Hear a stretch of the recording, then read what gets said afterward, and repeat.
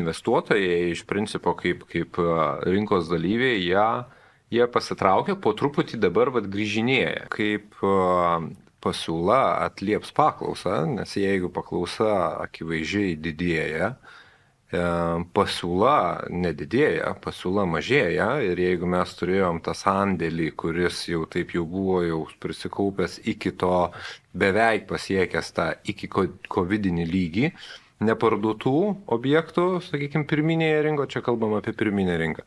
Tai šiai dienai jisai vėl yra mažėjantis, o paklausa tai vis dar didėjanti ir auganti. Mes esame pagavę pagreitį didesnį lyginant su Latvijos Estais. Jie yra atgal važiuojantis.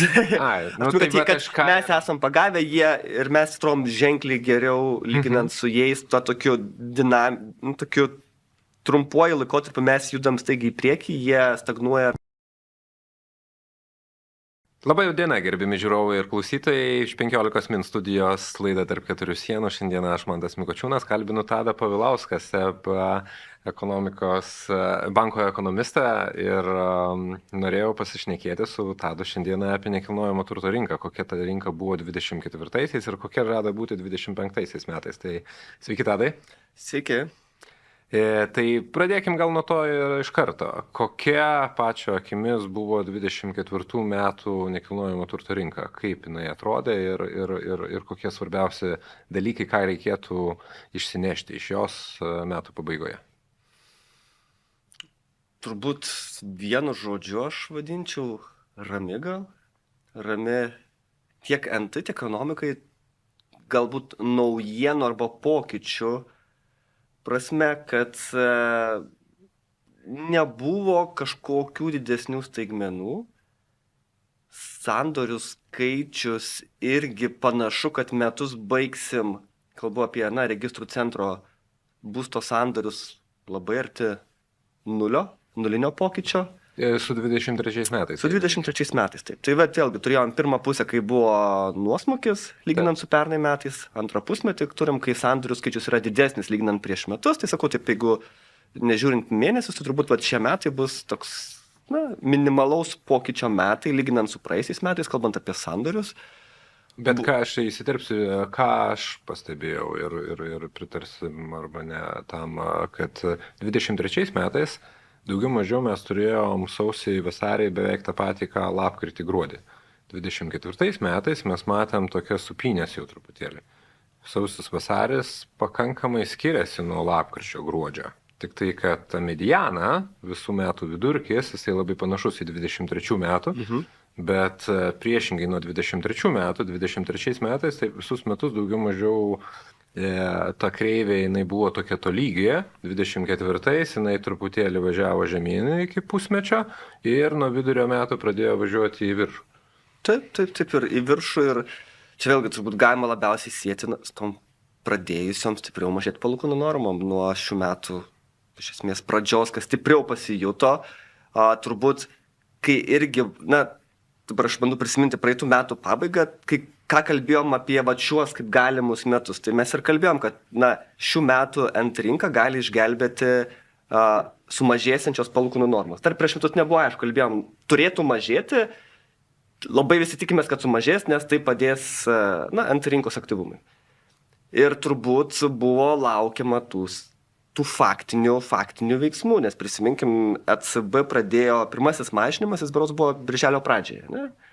Euriboras pradėjo anksčiau truputėlį lėtėti. Tai turbūt tas labai susiję laikė, kad nuo praeitų metų pabaigos buvo kalbama apie mažesnės palūkanų normas, bet reikėjo sulaukti, kada faktiškai jos pradės mažėti ir kad tai yra ne toks trumpalaikis signalas, bet yra tendencija.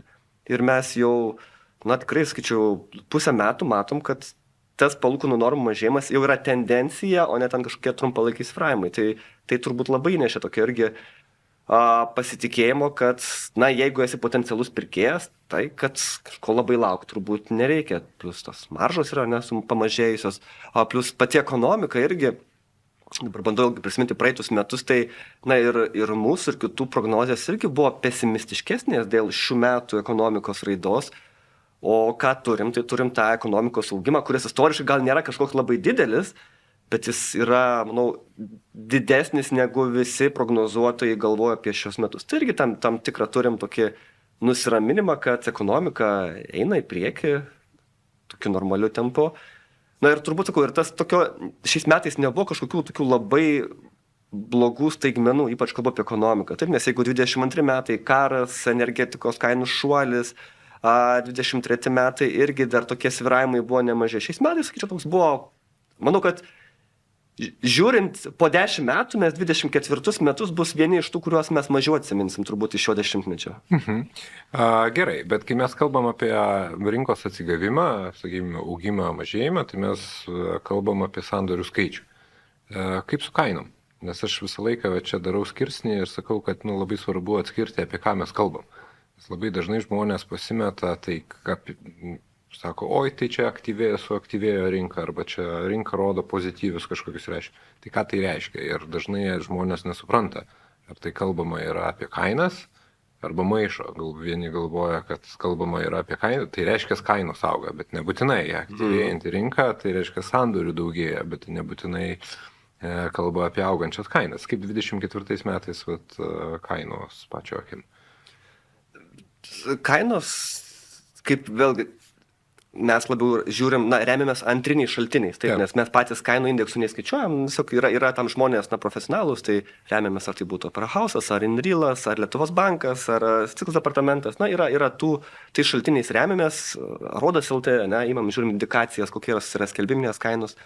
Tai kaip dažniausiai, taip kalbam turbūt grubiai, kad sakom, kad kainos šiais metais yra padidėjusios iki 5%. Ir ten vėlgi, ar skirtingose miestuose, skirtingose segmentuose tie pokyčiai kažkiek skiriasi, bet iš esmės, taip, jeigu labai turim nedidelį kainų padidėjimą per metus. Ir kol kas, ir tuo sakyčiau labiau džiaugiamės, taip, kad nes turbūt žiūrint prieš 2 metus, prieš metus, vis tiek buvo labiau lūkesčiai, kad kainos gali šiek tiek pakristi. To neturėjom, kas yra labai vėlgi smagu, nes jeigu taip žiūrint, turbūt kaip kaimynais Latvijoje šiek tiek kainos pamažėjusios, taip galima sakyti, Estijoje. Daugelį Europos šalių šiaip, viena iš nedaugelio šalių, kur nepamažėjo kainos per pastaruosius kelis metus. Bet ES irgi šalyse, ką matom, kad ta kryptis keičiasi ir šie metai irgi daugelį šalių kainos jau stabilizavosi. Kažkiek galima sakyti, kažkiek yra padidėjusios, bet vėlgi padidėjusios ten, kurios buvo pakritusios, nes tarkime, kai ten Švedijoje ar ten Vokietijoje, kur kainos ten nuosmukis ir nuo piko buvo ir -10 ir -15, tai normalu, kad nuo dugno šiek tiek pakylė, bet sakyti, ar tai yra augimas labai, toks, bet vis tiek, taip bendrai kainos Europoje nebemažėja būsto. Tai net Palangoj. O Palangoj tie giliai nelendo.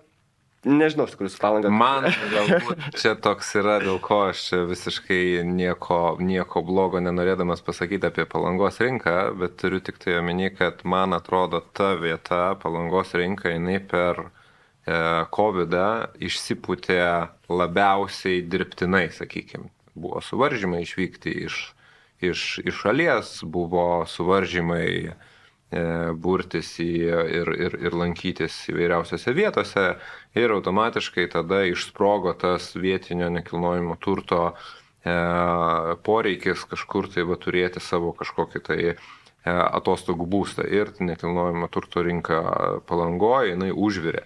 Ir tos kainos, aš jau galvoju, jau ten yra didžiausia tikimybė, kad gali, jeigu jau bus mažėjimas, tai didžiausia tikimybė, kad bus ten. Ir kadangi net ten nesumažėjo, tai aš jau galvoju, kad tai jau yra faktorius, kad jau tikėtina, kad tie, kurie laukia kainų sumažėjimo, jau reikia pripažinti, kad jos turbūt, kad tikrai nebesumažės. Klausimas tik tai, kiek padidės ir kada. Aš vėlgi nežinau, potencialas padidėti irgi yra turbūt ribotas, nes pats absoliutus lygis jau Palangoje tų kainų yra didelis. Bet sandorių skaičius Palangoje, ką aš važiuoju, tai jis yra sumažėjęs gerokai. Taip, tai sandorių ten irgi mažai vyksta. Aš bendrai gal kalbėjau apie tą visą bendrą kainų lygį. Taip. Ir, sakykime, vienas iš svertų, kad net ir Palangoje nesumažėjo, tai automatiškai visoje rinkoje tikėtina, kad jau niekur turbūt, kad nebesumažės, pradės turbūt, kad kilti tos kainos ir klausimas tik tai kada ir kiek. Tai vat apie tai pasikalbėsim dar, bet aš gal noriu dar apie 24 metus truputėlį paanalizuoti juos, pamėsinėti taip po tokiais pjūviais gal. Kiek žmonės skolinosi ir ar stipriai tai skiriasi nuo ankstesnių metų, sakykime, skolinimosi greitis ir, sakykime, skolinimosi kiekis. Ar paskolų išdavimo tie rodikliai jie sumažėjo, padidėjo, ar juos galima tapatinti su sandorių skaičiumi, tarkim, apskritai nekilnojamo turto rinkoje ir taip dėti tą pačią paralelę, ar nebūtinai? Dėčiau labai panašią paralelę, kad irgi pirmas pusmetis buvo silpnesnis, nuo vasaros turim didesnės finansavimosi sumas mėnesinės, lyginant su praeitų metų atitinkamais mėnesiais. Tai labai panašu yra ir su, tais vadinkime, registruotais sandoriais, kas normalu, kad tai koreliuoja, nes eini į būstą paskolos, kai turi daryti sandorį pas notarą. Tai labai panašu. Tai mes irgi dabar jau, kaip kalbam apie tą antrą pusmetį, taip, tai sandorių sumos yra didesnės, aktyvumas yra padidėjęs. Ir pažiūrėjus oficialią statistiką, tai atsispindi.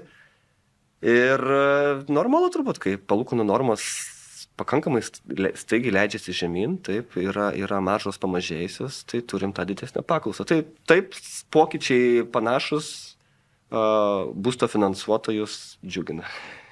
Nes aš galvoju, kad ir ką teko pastebėti, kad tų investuotojų, tų žmonių, kurie iš savo lėšų investuoja į nekilnojamąjį turtą, jų pastaraisiais metais ženkliai pamažėjo. Ir netgi ir tokių investuotojų, kurie skolintais pinigais investavo į nekilnojamąjį turtą, jų, sakykime, gal iš vis nebeliko. Nes užaugusios palūkanos antiek pasidarė, kaip pasakyti, tą biznį padarė nebepatrauklų, tiesiog nebesusidėliojo matematika, kad jeigu prieš tai vykę 2 metai su labai dideliu kainų kilimu ištaisė bet kokias investuotojų klaidas, tai šie ir praėjusieji metai, manau, kad buvo kaip tik labai pretenzingi. Jau reikėjo labai gero Excelio, labai gerą susidėlioti verslo planą, kad investuojant iš skolintų pinigų į nekilnojamąjį turtą, gautųsi kažkaip uždirbti, nes kapitalo grąža jinai neauga. Kaina, ta prasme, iš principo nekinta, iš to nebeuždirbsi, reikia uždirbti iš pridėtinės vertės. Ja labai sudėtinga sukurti didesnę negu skolintų pinigų palūkanas. Tai dėl to, sakykime, buvo ir įdomu, ar tai koreliuoja sandorių skaičius su skolinimosi skaičiais, nes tie principo kaip rinkos dalyviai, jie pasitraukia, po truputį dabar grįžinėja. Nes matematika vėlgi, turbūt ta primityvioji pradeda vėl veikti naudai, taip? Nes vėlgi, jeigu Euriboras 6 mėnesių, kiek dabar yra 2,8, marža ten dabar turbūt 1,5, 1,6, tai vis tiek tai turim bendroji sumoje 4,3-4,4%, kas jau yra mažiau negu vidutinė nuomos grąža. Taip, tai ta tokia primityvioji matematika, jinai vėl pradeda veikti. Tai pažiūrėsim, kiek sugrįž.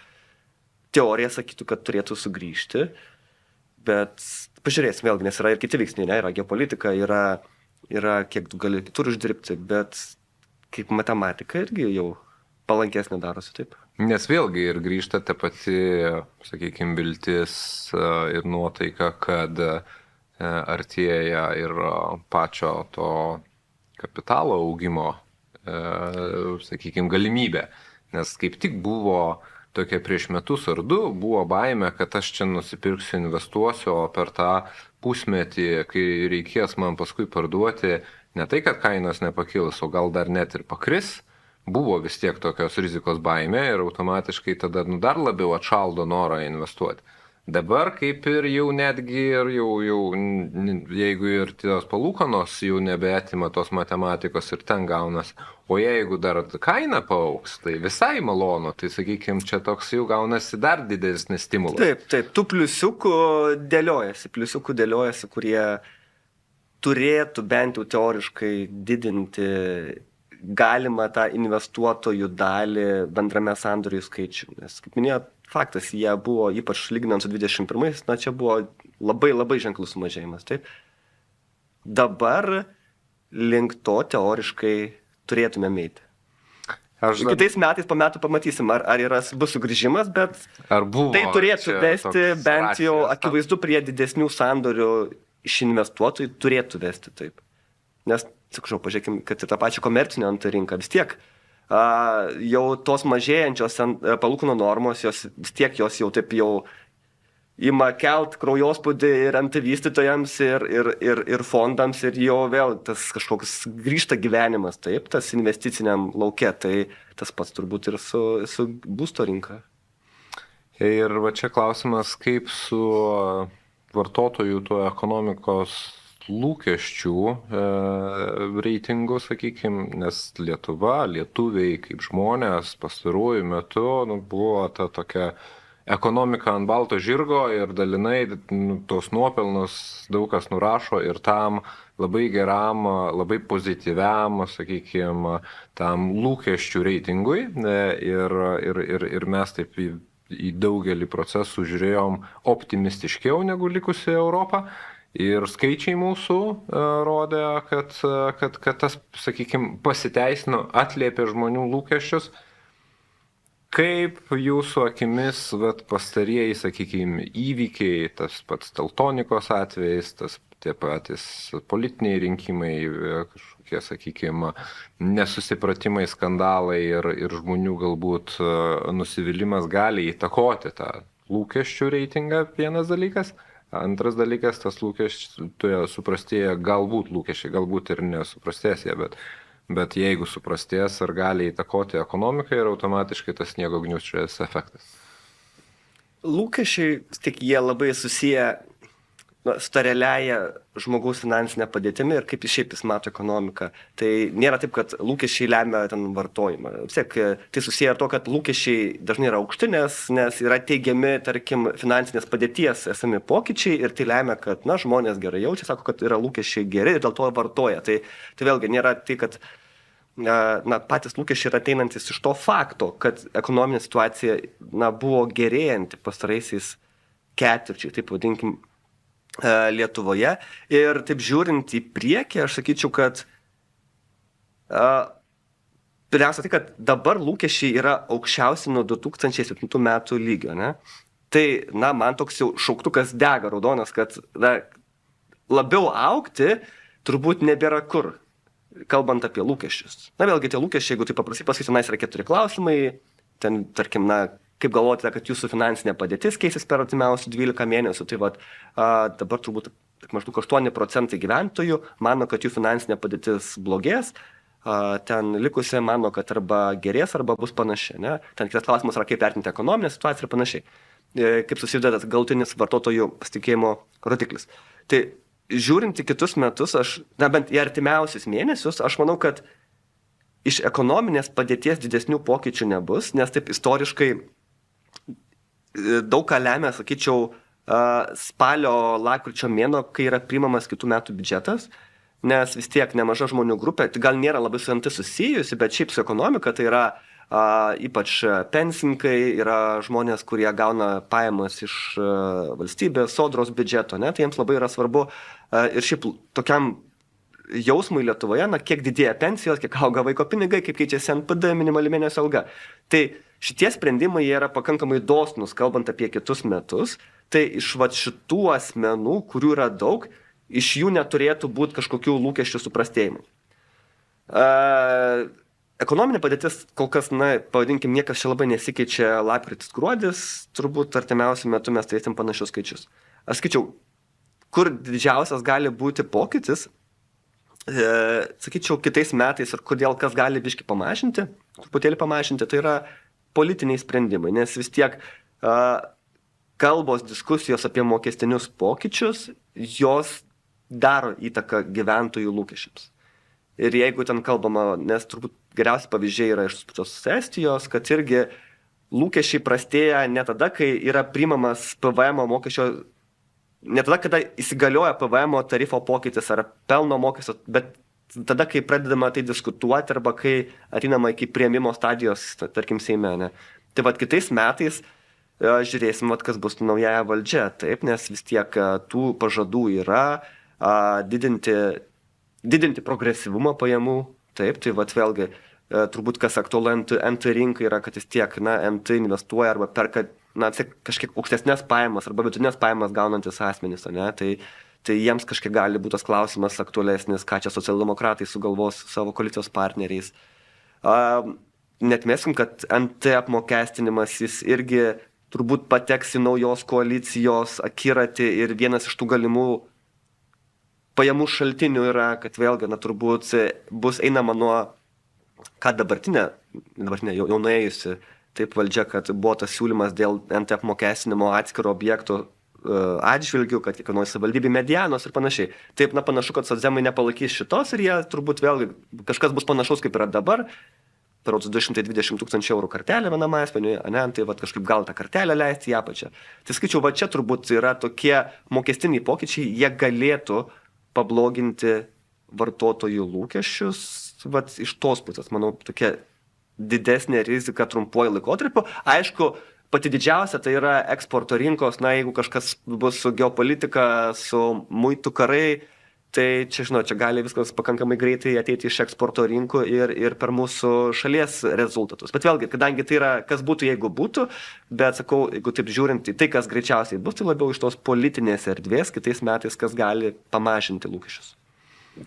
Supratau, aš taip irgi, taip dėl ko ir uždaviau tą klausimą, ir jūs taip dėliojat ir tą viską kaip racionalus ekonomistas ir iš tos racionaliosios pusės, ir mano ir klausimo ir buvo tokia esmė, ar, gal taip supaprastinus, kas laimė, ar šaldytuvas ar televizorius? Nes ar tai yra labiau žmogus žiūri per tą pajamų pagerėjusių ar suprastėjusių prizmę, ar jisai žiūri emociškai, kaip pavyzdys, ten matydamas, kad su valdančiaja dauguma galbūt vyksta keistesni dalykai ir tas bičas, kuris pasirodo bus premjeras, galbūt man to pasitikėjimo labai nekelia ir ten stringantis kažkokie dideli projektai, kaip čia pastaruoju metu, gali sukurti tą tokį, sakykime, nerimą to vartotojo, nors realiuose pajamose jo gal nieks absoliučiai nesikeičia ir viskas tenai pagal.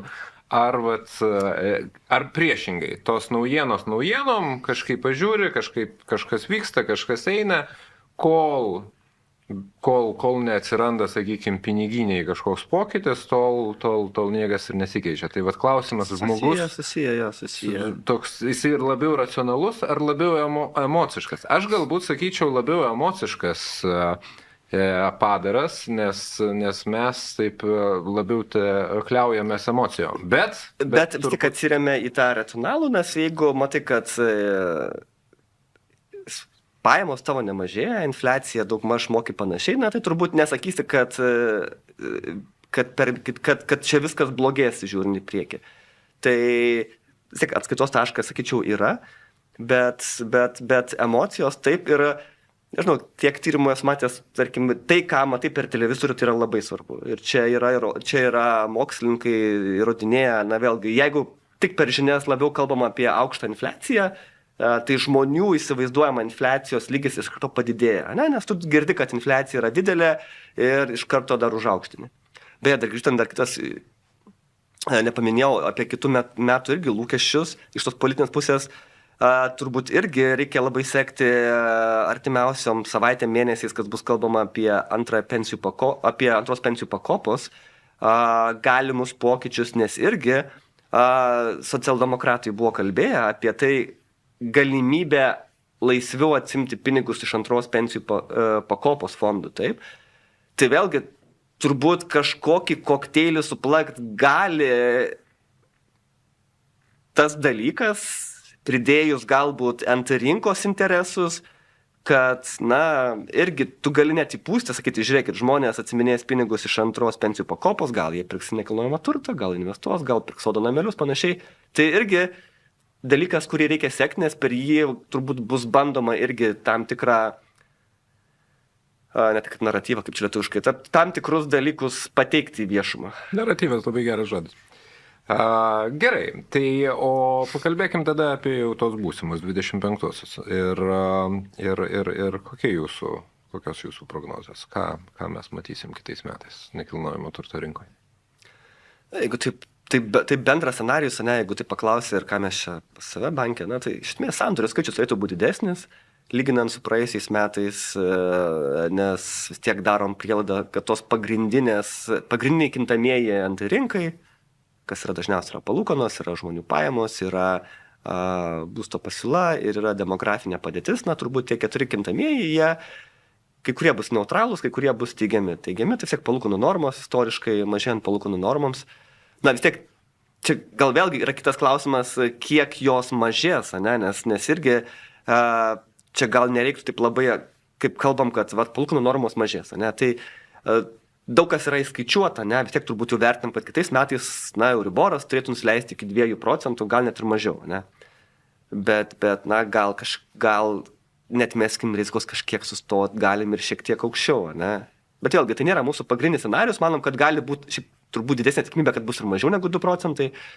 Tai palūkanos eina į apačią, pajamos auga šiek tiek lėčiau, tai sakyčiau, tas yra sandorių daugiau, keliais procentais.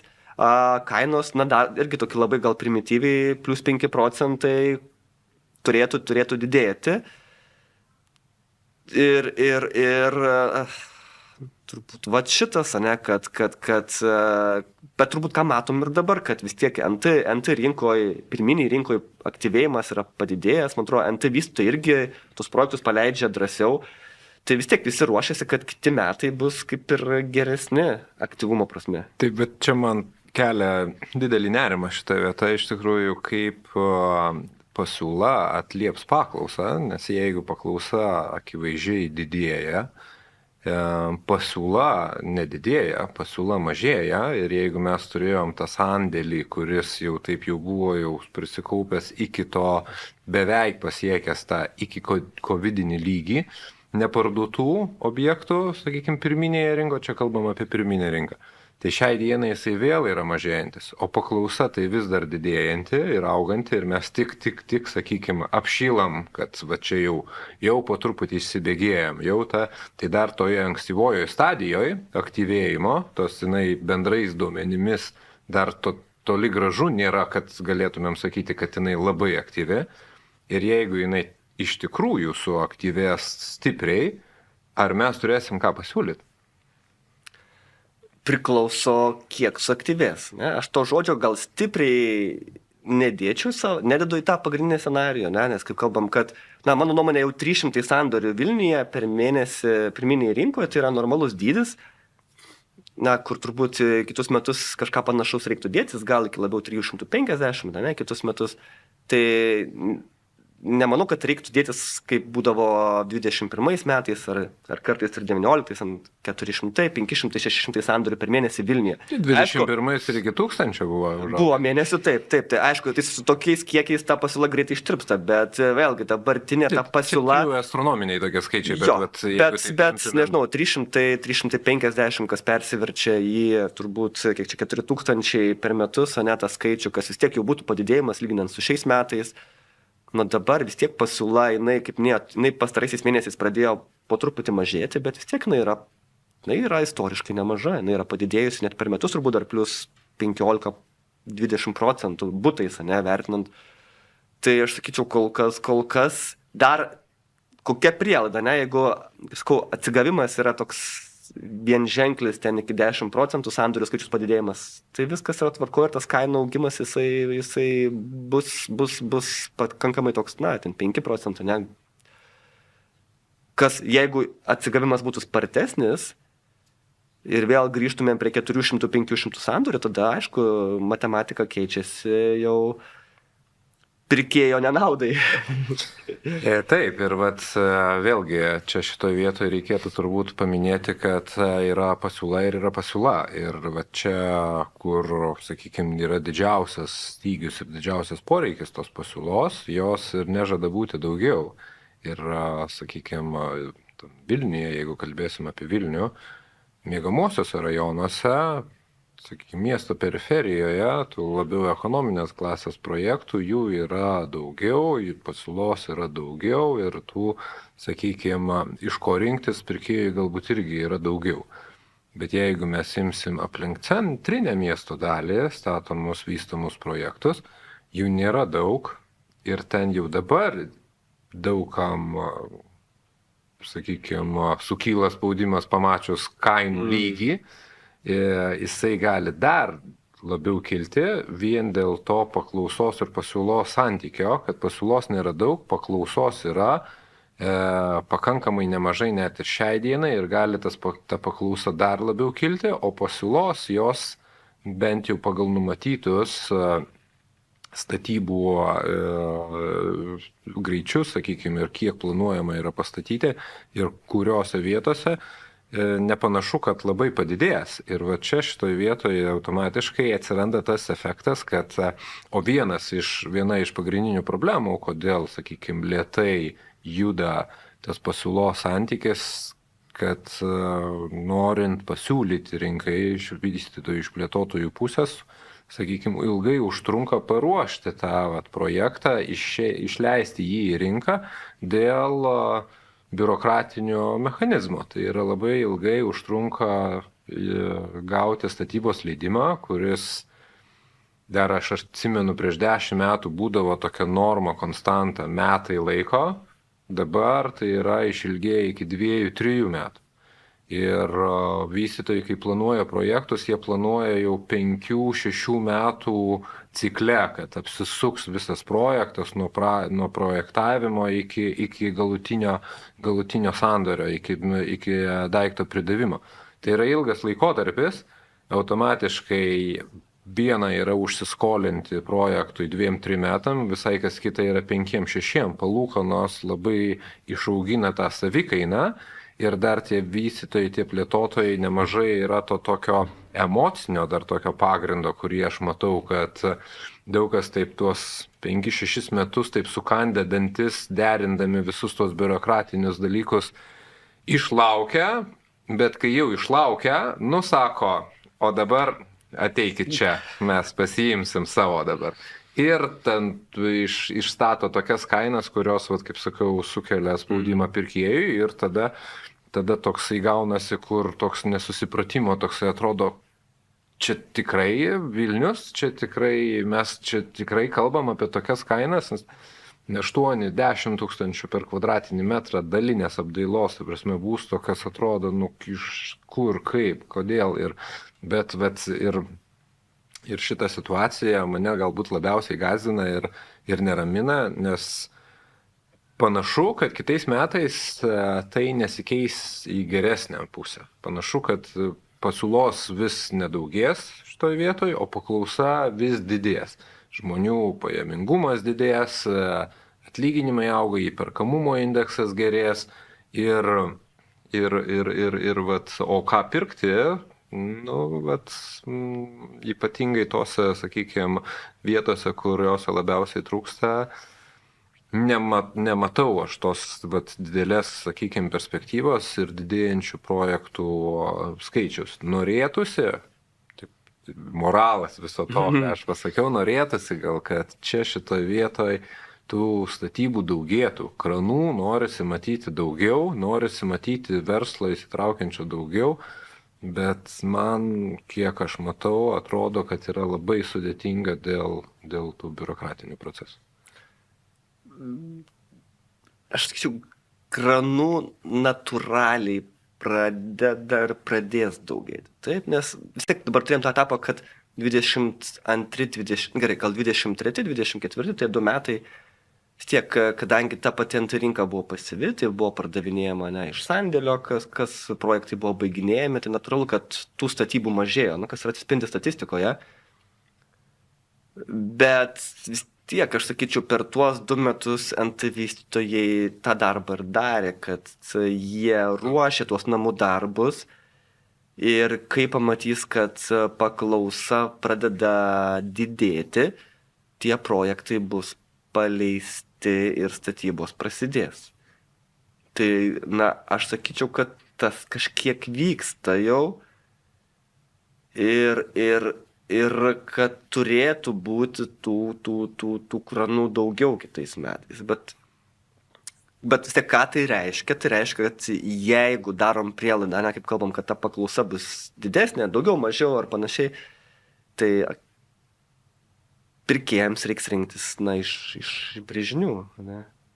Grįšim. Nes dabar šie metai buvo, aišku, tiek, kai ten, atsiprašau, nepaminu, bet ten turbūt gal pasiūloj Vilniui turbūt 50-60% būsto yra jau beveik pastatyti butai, ne? Tai kas seniai tai prabuvę, bet, pažiūrėsim vėlgi 25-26, ar turbūt tas santykis vėl pablogės, pamažės, nes, kaip minėjot, bet vėlgi, priklauso nuo to, kiek sugrįž paklausa. Aš taip žiūriu pagrindinį scenarijų, kad, nekalbu apie tą tokią sprogstančią paklausą, ne, kad vis tiek mes turėsim didėjimą, bet nebus kažkas wow, nes gal ir ta demografinė padėtis yra, kad rezervuota. Kad vis tiek mes, kaip buvo 20-21, daug kas pirko tenais arba keitė, arba antrą būstą pirko nuomai, turėjom tą paskui 21-23 ukrainiečiai baltarusiai, žiūrint į kitus metus, dabar turim irgi šiemet, ukrainiečių baltarusių net šiek tiek yra pamažėję. Turbūt turim padidėjimą kazachų, kirgizų, indų, bet jie nėra būsto pirkėjai, jie rinkoje nežaidžia. Tai iš tos pusės, iš to potencialių pirkėjų, demografinės kažkokių pokyčių kitais metais, jų nebus, aš taip manau. Kad kurie tokį tą bum padarytų paklausos padidėjimą, tai šitoje aš sakyčiau, dėl to sakyti, kad bus stiprus paklausos atsigavimas, manau, kad to nebus. Tiesiog mes turėsim šiek tiek padidėjančią paklausą. Gerai, tai mes pabandykim paprognozuoti, bus įdomu atsiversti po metų ir pasižiūrėti. 25 metai, lapkričio mėnuo, mes susitinkam su Tadu Povilausku ir kalbam apie faktą. Kiek jūsų manimo tuo metu yra vykstančių sandorių Vilniaus rinkoje? Vilniaus pirminiai? 350 turėtų būti. 350. Šiaip labai įdomu pažiūrėti bus po metų. Tai. Jo, tai aš sakyčiau, kad bent 400 turėtų pasiekti, bet kaip bus pasižiūrėsim. Nes tas, ką ir kalbėjom truputėlį prieš laidą, truputėlį neramina ir galimas per didelis rinkos aktyvumas. Nes jeigu per daug rinka suaktyvės, galbūt tai įtakos nebe 5% kainų kilimą, o ten tarkim 10, kas vėl mus grąžins į tą prastesnį įperkamumo indeksą. Nes čia tokios kaip svarstyklės, kaip kalbėjom, kad taip nuo 15 iki 20, taip darbo užmokesčiai daug sparčiau augo negu nekilnojamo turto kainos, įperkamumo indeksas jisai gavosi labai geras, tada staigiai viskas apsivertė aukštyn kojom, darbo užmokesčiai pradėjo nekilt, nekilnojamo turto kaina smarkiai pakilo per 2 metus 50%. Ir dabar pastaruosius 2 metus vėl tos svarstyklės sveriasi, sakykime, po truputėlį, nes darbo užmokesčiai 12-14% per metus prieaugis, nekilnojamo turto kainos jos nekilo. Pastaruosius 2 metus galima sakyti, arba kilo labai minimaliai. Tai vėl tas įperkamumas jisai gerėja, bet jeigu tik staigiau pakiltų nekilnojamo turto kainos, tai vėl suprastėtų. O čia man yra viena iš tų didžiausių rizikų, taip, nes šitą vietą vis tiek NT vystytojai, jie yra ta stipresnioji pusė, kuri disponuoja daugiau informacijos negu, standartinis žmogus, kuris turi savo gyvenimą, jis kaip sakyti, jisai sprendžia savo reikalus, o vis tiek NT vystytojai, jie vis tiek jie supranta arba tikrai domisi ir nuspėja, kas gali būti su palūkanom, kas gali būti su gyventojų demografija ir pajamomis, ne? Tai natūralu, kad jeigu jauti, kad vos aktyvumas didėja arba gali didėti, kad tas kainas gali ir šiek tiek daugiau kelti, taip, užbėgdamas įvykiams už akių. Tai aš irgi to bijau, kad mes nepamatytumėm, kaip kalbėjom, kad kitais metais, 5 procentai būtų tas idealus pokytis, kad mes nepamatytumėm vėl plus 10%, kas reikštų, kad tas įperkamumas, neperkant su būsto paskola, kad jisai nepagerėjo, gal net ir suprastėjo, ne?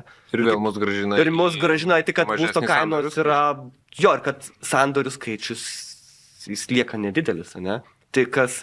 Bet vėlgi, aš manau, kad iš to vietoje įvyks balansas? Ir įvyks, vis tiek, NT vystytojai, skaičiau, vis tiek jau dabar tas 20-25 metų, 24 metų, pats parodė, kad vis tiek yra pakankamai toks, sakyčiau, protingas, šaltas ir galbūt toks, normalus požiūris į verslą, kad vis tiek dominuoja ilgalaikiai žaidėjai, kurie supranta, kad pusmečio metų rezultatai gal nėra tiek svarbu, kiek tu žiūri 5-10 metų ir kad nori, kad ir sandorių būtų ir kad kainos būtų įperkamos. Ne? Tai aš manau, kad dėl to ir nėra, kad sustrateguos ir mes kitais metais labai norisi, kaip sakyti, matyti, kad mes neturėsim to kainų padidėjimo pernelyg didelio, kuris pristabdytų sandorių skaičiaus didėjimą. Tai reikia leisti, kad ir sandorių padaugėtų ir kad kainos pernelyg neužaugtų. Tai vėlgi, kol kas tam turbūt galima sakyti, kad tam yra prielaidos, nes, kaip minėjom, sandėlys yra pakankamai neblogas. Kol kas ir pirminiai rinkoje turbūt tos kainos, kurios yra pasiūloje, jos nėra dabar, pastarosius kelis mėnesius, jos nėra padidėjusios labai, vis tiek tai turim ten turbūt irgi iki 5 procentų didesnės negu prieš metus kainas, ar ekonominė, ar vidutinė klasė. Tai kol kas tas šaltas protas išlieka, bet aišku, jeigu paklausa pastiprėtų, tada gal tai irgi išsibalansuotų. Bet šita rizika yra labai didelė, kad apie ją mes galim kitais metais lapkritį ir kalbėti. Jo. Nes mūsų rinka yra pakankamai nedidelė ir pakankamai greit reaguojanti. Ir jeigu šiai dienai tai yra pirkėjo rinka, pirkėjas yra karalius, ypatingai pastarąjį pusmetį, metus buvo, sakykime, rinkoje, kur verčia pardavėją prie jo derintis, tą patį pirminės rinkos vystytoją verčia prisitaikyti prie jo poreikių, kaip niekada atsirado daug pilnos apdailos pasiūlymų ir čia toks įrengimo variantas, ir čia toks, ir čia tik rinkis, tik tai ateik, tik tai pirk. Niekada to nėra buvę, nes niekada nereikėjo taip derintis ir skatinti tų pardavimų, būtent derinantis prie pirkėjo poreikių. Bet kadangi rinka yra nedidelė, tos sakykime, lūkesčiai tie ir pajautimas, į kurią pusę vis dėlto krypsta tos svarstyklės, įvyksta pakankamai greitai. Dar jeigu žiniasklaida prie to prisideda ir įdeda jau kažkokių tai žinučių, automatiškai viskas gali labai greitai persiversti ir ką ir kalbėjote apie tai, kad tas pokytis jisai gali šoktelt pakankamai staigiai, nes tas būsto pardavėjas jisai labai greitai supranta, kai pasikeičia žaidimo taisyklės. Nes čia buvo gal nuomos rinka gal nėra, sakykime, visiškai tai, kas yra pagal ką galima vertinti, nes nuomos rinka jinai daug mobilesnė, greičiau, sakykime, prisitaikianti prie nuotaikų, bet matėm, kas įvyko, kai plūstelėjo didesnis rautas poreikio nuomininkų ir automatiškai tada būstų savininkai labai greitai ir kainą užaugina.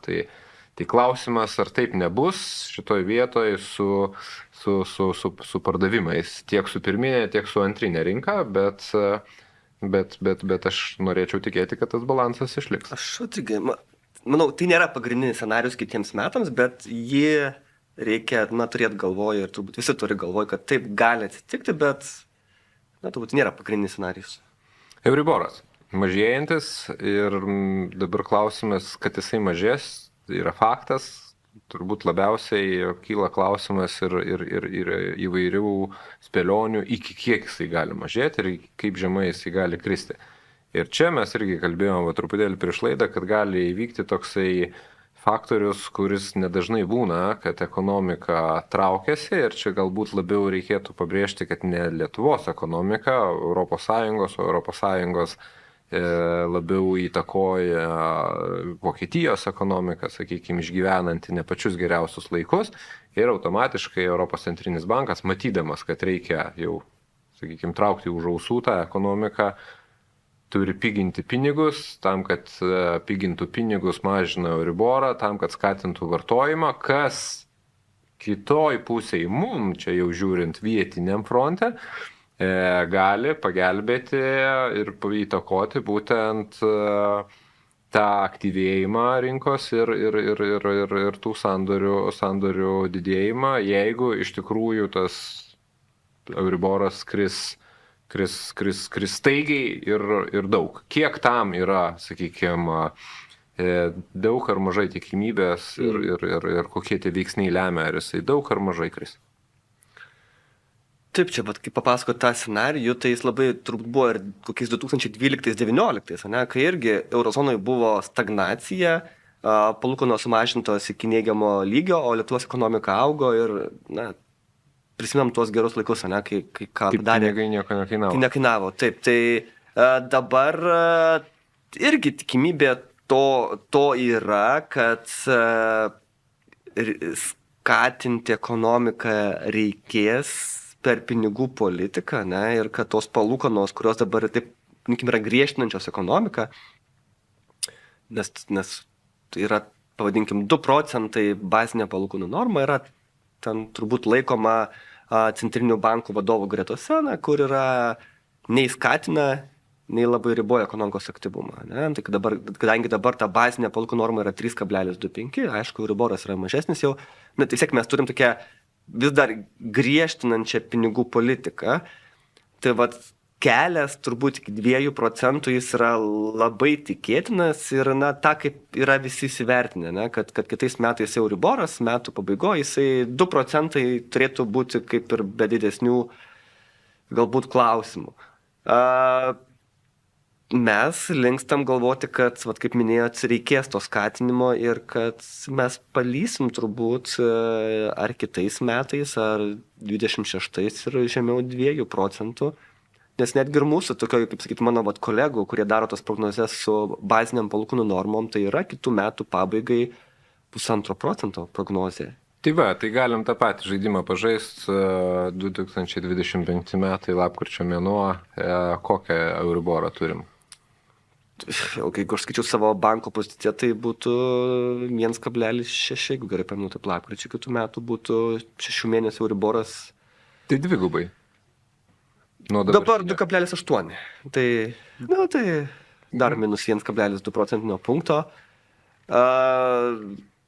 Scenarijus toks, bet vėlgi čia yra šiai minutėje, iki kitų metų lapkričio mes suprantam, kiek čia visko atsitiks ir turbūt atsitiks globaliam pasaulyje, taip, kiek čia viskas pasikeis ir kiek mes kaip Lietuva išvažiuosime, tai visas tas scenarijus yra labai gražus, kad palūkanos mažėja, darant sąlygą, kad ekonominė situacija Lietuvoje nepablogėja, ir kad tos pajamų augimas, aišku, jis bus lėtesnis, bet vis tiek jisai išlieka, tai kiek tas tęsis, nes irgi dabar, ką mes matom ir iš klientų, kad yra tas dalykas, taip, Vokietijai yra sudėtingiau, bet tai lemia, kad gamyba iš Vokietijos arba užsakymai yra perduodami Vidurio Europos, Baltijos šalių pramonininkams, nes tiesiog jie yra, pavadinkim, patys vokiečiai yra per brangus, didieji koncernai, tai nežinau, vėlgi, jeigu taip grubiai ten darbo jėgos samdos Lietuvoje, jeigu yra pramoniai 15 eurų už valandą, Vokietija yra 35-40. Tai atrodo, kad ir blogai vokiečiams, bet užsakymų kažkaip pastaruoju metu tos įmonės mūsų gauna pramonės, nes tiesiog yra ta gamybos kėlimas Lietuva ar kitas šalis aplinkinės. Tai jeigu tai tęsis ir kitais metais, tai nepaisant to, kad vokiečiai straglina arba stagnuoja, tai mes gal ir galim turėti tą išliekantį tą atlyginimo augimą 8-9 procentai, palūkanos, jeigu iš tiesų mažėja, tai irgi tas scenarijus, kuris yra irgi šiaip netoks ir netikėtinas kitais metais. Donaldas Trumpas išrinktas JAV prezidentas, jūsų manimu, daug įtakos turės mūsų geopolitiniam, ekonominiam ir tuo pačiu ir paskui jau pereinant į nekilnojamo turto rinkos veiksniam. Tai žinoma, kad čia turbūt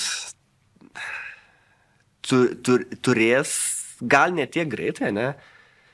Nes jeigu taip iš žmogaus, na, turbūt žmogui vis tiek dažniausiai tas klausimas yra aktualiausias dėl karo Ukrainoje. Ne? Kaip jisai gali baigtis, kada gali baigtis šitas karas. Paramos finansavimas ir... Jo, kai bus šitie dalykai, bet kurie, nu, taip yra labai sunkiai apčiapiami, ne, taip, skaičiau, kur labiau, jeigu žiūrint taip iš verslo pusės, iš ekonomikos, kas daugiausia nerimo kelia, tai vis tiek yra Trumpo ta priekybinių karų stiprėjimo galimybė, nes tiek jisai kinus puls, tai tie muitai Kinijai didesni atsiras, klausimas kokioms prekiams ir kiek. Lietuvai tai gerai ar blogai? Lietuvai tada žiūrėsim, kiek klius Europos Sąjungai, ne? Tai irgi turbūt labiau linkstama, kad tas bazinis scenarijus juk atsiras ir Europos Sąjungai tie 10% ar kažkokie kitokie muitai, ne? Importo muitai iš ją pusės žiūrint. Kas, taip žiūrint, na, mūsų regiono konkurencingumą kaip ir mažina. Taip, tai šitoj vietoj plus Kinijos reikalai, kas Kinija, na, jeigu sumažėja mūsų eksportas ar kinų į JAV, tai automatiškai mūsų vietoje tikėtina kainos galėtų augti ne taip sparčiai, ne? Nes tie patys kinai gali labiau nukreiptas prekes pigesnės į dar labiau į Europą ir čia irgi infliacija, mažesnė infliacija lygų mažesnės palūkanų normos ir ta klausimas vėlgi kaip su mūsų pajamom yra, kaip sekasi mums eksportuoti ir panašiai. Bet šitie dalykai turbūt irgi labiau yra, sakyčiau, gal kitų metų antro pusmečio klausimai, kada jie būtų priminėjami JAV ir greičiausiai įsigyvendintų, gal 26 metai, ne, šitie importo tarifai. Tai vėlgi, tai yra turbūt daug labai kalbų kitais metais. Aišku, vėlgi, tai kaip greitai Trumpas renka savo komandą, gal tai yra ženklas, kad ir sprendimai bus priminėjami greitai. Tikėtina. Tada būtų viskas greičiau vyktų negu taip standartiškai įmant, kad na, kol įsibėgės, kol tenais padiskutuos ir tada skūnės. Tai būdavo, kad na, jeigu bus importo tarifai, tai jie greičiausiai apie juos bus priminėjami kitų metų antrą pusmetį, gal kažkiek greičiau, ne. Tai šitos chaosas, sakyčiau, iš verslo pusės dabar yra tie visi muitų reikalai, kaip gali tęstis šitie dalykai jo. Bet ant rinkai turbūt čia vėlgi labiau svarbiau, kaip mūsų ekonomika laikysis. Ir karas Ukrainoje, aišku. Tai, sakykime, viskas susiklosto teigiamai, gerai, arba bent jau nepasikeičia į blogąją pusę. Mes, kaip šalis šitoje vietoje, esam kažkoks, sakykime, sprendžiantis rodiklis, galim individualiai, sakykime, savarankiškai daugiau mažiau būti atsparus pasauliniam ekonomikos veiksniam, ar mes esam tiesiog dalis, sraigtelis, kuris priklauso, kaip bendras mechanizmas judės į kurią pusę ir jeigu ten judės nepalankiai, tai neišvengiamai ir mes judėsim, jeigu ten ES ekonomika judės žemyn, jeigu atsiras, sakykime, kažkokie tai geopolitiniai veiksmai, tai automatiškai mes kaip savarankiškai jau mažai kas priklauso nuo mūsų pačių. Pažiūrėkime, pastarosius 10 metų mes sugebėdavom nukrypti nuo mūsų eksporto rinkų ekonominės dinamikos. Ne? Tai kai buvo per pandemiją, visi krito, mes nekritom. Dabar vėlgi 2 metai, jau beveik 3, ne, karas Ukrainoje, vėlgi antikainos krito, ekonomika krito arba stagnavo pas mus, mes išplaukėm pakankamai greitai. Tai, žinot, čia toks yra dalykas, kad viena vertus nesinori labai čia užmigti ant laurų ir sakyti, kad kas ir tiesa yra, kad matom iš verslo, mes esam greiti. Greitai reaguojam į situacijas, ne? Kažkaip tie sektoriai, kuriems sekasi, gal tai nėra kažkas aukštos pridėtinės vertės, bet staiga kažkaip mūsiškai pasipelno, ne? Dabar čia kaip, nežinau, buvo 22-23 metai, staiga šoktelėjo automobilių pervežimų fraktai, ten Europoje reikėjo greit pervežti automobilius. Staiga lietuviai, marijampoliečiai, kauniečiai staiga pradėjo ten tapti milijonieriais su savo autotralais, ne? Ir staiga ten žiūrim įmonių, ten pelnai, nežinau, tenais auga, kur atrodo, žinot. Eksponentiniu mastu. Kad, kiek milijonierių prigimdė iš tokio atrodo paprasto veiksmo. Yra kitur tokių, tas greitumas ir tas toksai reagavimas, jis kažkaip duoda vaisių. Aišku, žiūrint į priekį, nereikia galbūt sakyti, kad mes esam kažko labai unikalus ir tiek turėsim turbūt labiau arčiau judėti, kur tas yra bendra kryptis ES, kur yra mūsų pagrindinių rinkų, šiaurės šalis, vakarų Europą. Tai labai pervertinti nereikia, bet aš manau, kad vėlgi žiūrint taip labai trumpu metu į 25 metus, aš sakyčiau, mes esam pagavę tą tokį teigiamesnį pagreitį, lyginant su tais pačiais Lenkais, Latvijais, Estais. Ir kad tai mus neštas tas toksai kažkoks pagautas pagreitis, kalbu ir apie lūkesčius, bet ir apie tą faktinį tokį, ir apie investicijas kažkaip labiau visi kalba. Man atrodo, netgi ir žiūrint į ne tai Andrius, bet šiaip užsienio investuotojų susidomėjimą Lietuvą, aš irgi manyčiau, kad pastarasis pusmetis jis kažkokį rodo irgi gyvybingumą, kad kažkaip yra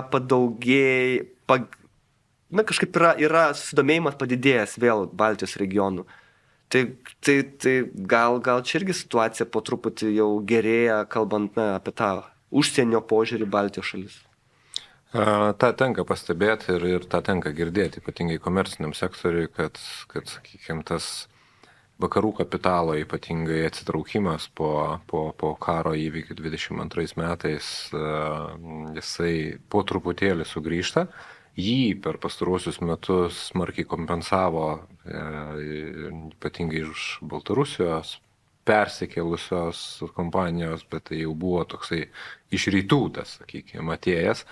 Užsienio kapitalas, jisai netiesiogiai iš rytų, nėra ten Baltarusijos kompanijos, dauguma iš jų bent jau, bet jos turėjo tiesiog tas kompanijas ar to regiono, sakykime, atstovybės įkurdinusios. Tam pačiam Minske labai daug buvo, kur tiesiog persikėlė į Vilnių, į Lenkijos kai kurios miestus. Dėl to, sakykime, tas grįžtant, bet ką dabar tenka girdėti, kad po truputėlį grįžta ir vakarų kapitalas. Bet kalbant apie Baltijos regioną ir užsiminėt, kad mes su Lenkais, Estais, Latviais tą pagavę gerą pagreitį.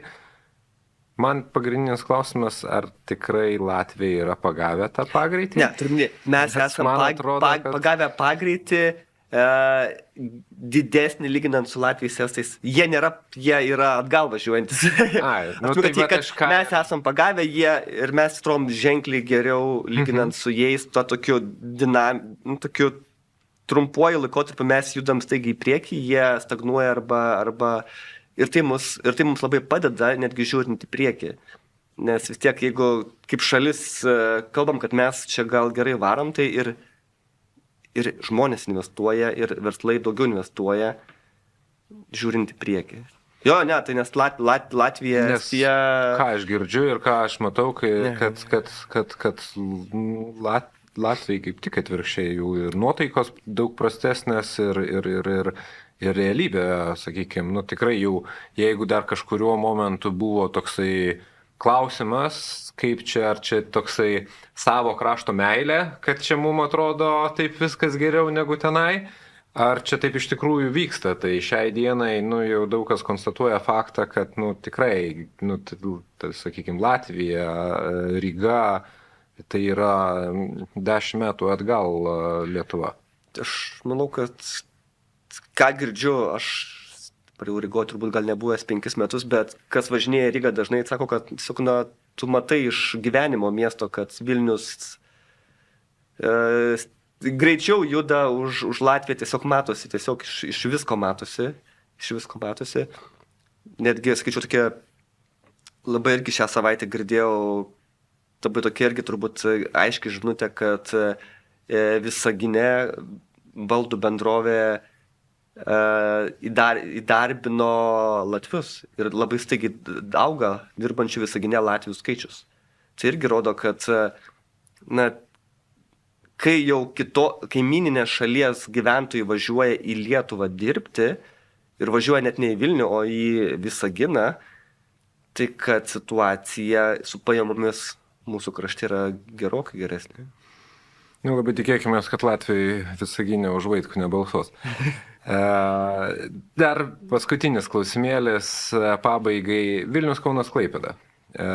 Kaip jūsų akim ir galim pridėti ir tą patį Panevėžį, ir Šiaulius, ir galbūt kitus regionus. Atsitraukim truputėlį gal nuo sostinės, nes labai dažnai kalbant apie Lietuvą, labai dažnu atveju imamės tiesiog Vilniaus skaičius. Ar išskirtumėt kažkokius regionus, ar matytumėt kažkokį, sakykime, galbūt kaip tik priešingai, kad regionai atsigauna lyginant su didmiesčiais, ar ne, ar sostinė, sakykime, vis labiau dominuoja šituo atžvilgiu, kalbant apie nekilnojamąjį turtą, ar galbūt kaip tik atvirkščiai dar trečias variantas, kad išsidėlioja, bet ne į sostinę, o į kelis miestus, tai vat Vilnius, Kaunas, Klaipėda, galbūt Panevėžys, Šiauliai, bet ne regionai, ne sakykime, periferija, kur maži miesteliai, bet tokie didesni, bet nebūtinai tai turi būti sostinė. Kokį matot vaizdą, sakykime, šituo Lietuvos masteliu, tai prasme, kaip ta nekilnojamo turto rinka gyvena, bet jeigu mes papjaustytumėm, pasižiūrėtumėm tą vidinį mūsų profilį? Tiek giliai nelendu, į tą skirtingus pjaustymusis sandorių, bet tiesiog iš sandorių skaičiaus pokyčių mažesnėse savivaldybėse, rajonų, ten to pagyvėjimo nėra, aš taip sakyčiau, kol kas. Bet čia mes kalbam apie Kupiškis ir panašius tokio lygio savivaldybės. Kai kalbam apie jau top 5 didžiuosius miestus ar tuos žiedinės savivaldybės, pokyčiai, sakyčiau, yra pakankamai panašus, kad irgi, kaip kalbėjom pradžiai, kad pirmą metų pusmetį buvo nuosmukis, buvo mažiau sandorių lyginant su pernai metais, bet dabar tą antrą pusmetį ir Panevėžy, ir Šiauliuose, ir Klaipėdoje, ir Kaune sandorių skaičius irgi yra jau didesnis lyginant su pernai metais. Nes antrinė rinka atsigavo visur. Ir čia yra ta geroji žinutė, kad vis tiek pajamų pokyčiai jie yra pakankamai panašus visose savivaldybėse. Aišku, algų lygis yra daug didesnis Vilniuje, bet pokyčiai procentiškai jie yra pakankamai panašus. Turim apie tos 10% visur, ar tai būtų Panevėžys, ar tai būtų Kaunas ar Vilnius. Tai sandorių skaičius yra padidėjęs. Kalbant apie pirminę rinką, kas turbūt jau lieka tik tais Kaunas, Klaipėda, irgi yra daugiau lyginant su pernai metais. Gal priešingai negu Vilniuje, ten turbūt to sandėlio nėra tiek daug. Tai gal kuo net skiriasi lyginant su Vilnium, kad Vilniuje tų neparduotų būstų yra daugiau, o Kaune, Klaipėdoje jų ten, kiek aš suprantu ir matau istoriškai, nėra daug. Kas turbūt iššenta vystymo galimybių, gal ir to visai neblogai. Kaip alternatyva, jeigu nėra galimybės greitai išvystyti kažkokio nekilnojamo turto projekto sostinėje, galbūt yra galimybė kitose miestuose. Tai čia toks irgi nt plėtotojams kaip alternatyva, bet ką man tenka matyti ir kas yra džiugu, kad iš tikrųjų šitoje vietoje mes kaip šalis, kaip valstybė turim net, sakyčiau, ne tik tai Vilnių, Kauną, Klaipėdą, bet ir tą patį Panevėžį ir tos pačius Šiaulius, kurie turi savo mikroekonomiką, kuri yra, sakykime, to regiono, to krašto varomoji jėga ir nėra taip, kad visų akį žiūri tik tai į vieną kažkur tai centrinį miestą, ką turi Latvija ir Estija. Ir sakykime, šitoje vietoje mes, aš manau, kad turim daug iš to pridėtinės vertės ir kaip šalis automatiškai tą pagreitį daug geresnį įgyjam, būtent važiuodami ant kelių ratų, o ne ant vieno rato. Tai turbūt tiek šiandienai. Ačiū Tadui Povilauskui, SEB banko ekonomistui. Dėkui už skirtą laiką ir kad atvyko šiandieną pas mus į studiją. Ačiū Jums už šitą gerą laidą. O aš noriu padėkoti mūsų žiūrovom ir klausytojam. Laida Tarp keturių sienų iš 15 min studijos. Šiandien atsisveikinam ir susigirdėsim kitą kartą. Viso geriausio, laimingai. Ačiū. Nu va. O, super, vas kaip tik. Kaip tik į